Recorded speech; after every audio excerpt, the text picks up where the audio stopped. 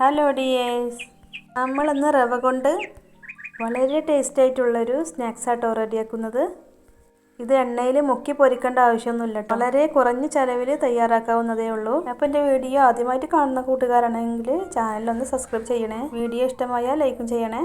അപ്പോൾ നമുക്ക് തയ്യാറാക്കിയെടുക്കാം. അപ്പോൾ അതിന് വേണ്ടിയിട്ട് ഞാനിതാ ഇവിടെ ഒരു ശർക്കരയാണ് കേട്ടോ എടുത്തിട്ടുള്ളത്. ഇനി ഇത് ഉരുക്കിയെടുക്കാൻ ആവശ്യത്തിനുള്ള വെള്ളം കൂടെ ഒഴിച്ചെടുക്കാം. ഉരുകി വന്നിട്ടുണ്ട്. ഇനി ഇത് കല്ലൊക്കെ മാറ്റിയൊന്ന് അരിച്ചെടുക്കാം. ഇനി മിക്സിയുടെ ജാർ എടുത്തിട്ടുണ്ട്. ഇതിലേക്ക് 1 കപ്പ് റവയാണ് ഇട്ടെടുക്കുന്നത്. ഇനി ഇതൊന്ന് പൊടിച്ചെടുക്കാം. അപ്പോൾ ഇതാ പൊടിച്ചെടുത്തിട്ടുണ്ട്. പൊടിച്ചെടുത്ത റവ ഒരു ബൗളിലേക്ക് മാറ്റാം. ഇനി ഇതിലോട്ട് അതേ കപ്പിൽ തന്നെ 1/2 കപ്പ് ഗോതമ്പ് പൊടിയാണ് ഇട്ടെടുക്കുന്നത്. റവ എത്രയാണ് എടുക്കുന്നത് എങ്കിൽ അതിൻ്റെ പകുതി എടുത്താൽ മതി ഗോതമ്പ് പൊടി. ഇനി ഇതിലേക്ക് 1/2 ടീസ്പൂൺ ഏലക്ക പൊടിച്ചതാണ് ചേർക്കുന്നത്. ആവശ്യത്തിനുള്ള ഉപ്പും കൂടെ ചേർത്ത് കൊടുക്കാം.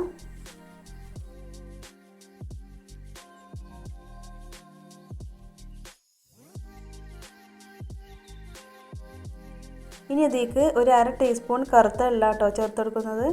ഇനി വെള്ള കളറിലുള്ള എള്ളാണെങ്കിൽ അത് ചേർത്താലും മതി. ഇനി നേരത്തെ ഉരുക്കിയെടുത്ത ശർക്കരയാണ് ഒഴിച്ചെടുക്കുന്നത്.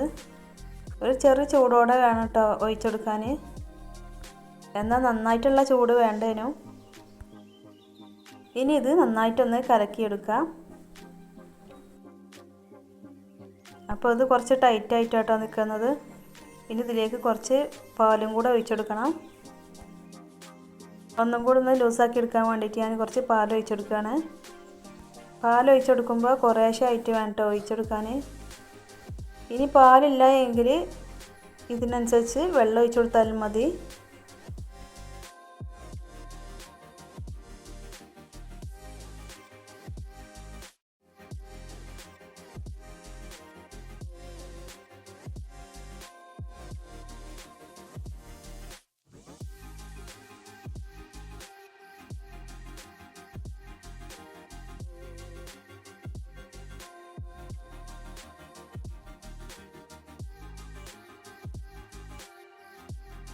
ഇനി മാവൊക്കെ നല്ല പൊങ്ങി വരാൻ വേണ്ടിയിട്ട് ഞാൻ ഇതിലേക്ക് ഒരു 1/4 ടീസ്പൂൺ സോഡപ്പൊടിയാണ് ചേർത്ത് കൊടുക്കുന്നത്. സോഡപ്പൊടി ഇട്ടതിന് ശേഷം നന്നായിട്ടൊന്ന് ഇളക്കിയെടുക്കണം.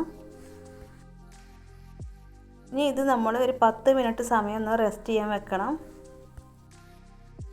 അപ്പോൾ ഇതാ 10 മിനിറ്റ് ആയിട്ടുണ്ട് കേട്ടോ. അപ്പോൾ ഇതാ റവ ഒക്കെ നന്നായി ഒന്ന് കുതിർന്ന് വന്നിട്ടുണ്ട്.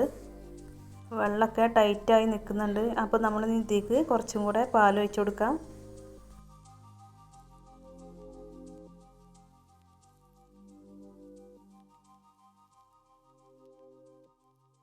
കുറേശ്ശായിട്ട് ഇങ്ങനെ ഒഴിച്ചു കൊടുത്താൽ മതി. നമ്മൾ ഉണ്ണിയപ്പമൊക്കെ തയ്യാറാക്കുമ്പോൾ അതേ ഒരു കൺസിസ്റ്റൻസി ആയാൽ മതി.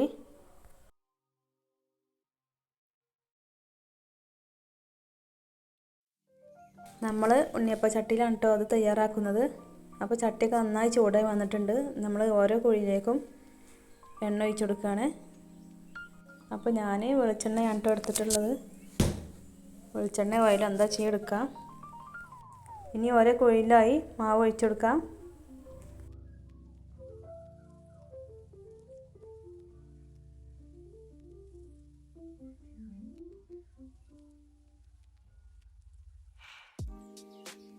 എല്ലാ കുഴിയിലേക്കും ഒഴിച്ചു കൊടുത്തതിന് ശേഷം മീഡിയം ഫ്ലെയിമിലിട്ട് ഇതൊന്ന് വേവിച്ചെടുക്കണം.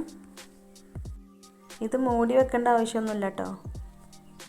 ഇതിൻ്റെ അടിഭാഗം ഒന്ന് വെന്ത് കഴിഞ്ഞാൽ നമ്മൾ ഇതൊന്ന് മറിച്ചിട്ടെടുക്കണം. മുകൾ ഭാഗം വെന്ത് വരുന്നതിന് മുമ്പ് തന്നെ മറിച്ചെടുക്കാം. മറിച്ചെടുത്തതിന് ശേഷം ഒരു മീഡിയം ഫ്ലെയിമിലിട്ട് 1 മിനിറ്റ് ഒന്ന് വേവിച്ചെടുക്കാം. അപ്പോൾ അത് 2 ഭാഗം കുക്കായി വന്നിട്ടുണ്ട്. ഇനി നമുക്ക് ഇതിൽ നിന്നും ഓരോന്നായി മാറ്റിയെടുക്കാം. അപ്പോൾ ഇതാ ബോൾ പോലെ വീർത്ത് വന്നിട്ടുണ്ട് കേട്ടോ. അപ്പോൾ അത് നമ്മുടെ സ്നാക്സൊക്കെ ഇവിടെ റെഡി ആയിട്ടുണ്ട്. ഇനി ഇതിൻ്റെ ഉൾഭാഗം ഒന്ന് മുറിച്ച് കാണിച്ചു തരാം. അപ്പോൾ റവ കൊണ്ട് ഇതുപോലെ ഒന്ന് ഒരു വട്ടമെങ്കിലും തയ്യാറാക്കി നോക്കുക. വളരെ ടേസ്റ്റാണ് കേട്ടോ അത് കഴിക്കാൻ. കൂടുതൽ എണ്ണൻ്റെ ചിലവൊന്നുമില്ല. അപ്പോൾ മറ്റൊരു വിഭവമായി വീണ്ടും വരാം. Okay, thank you.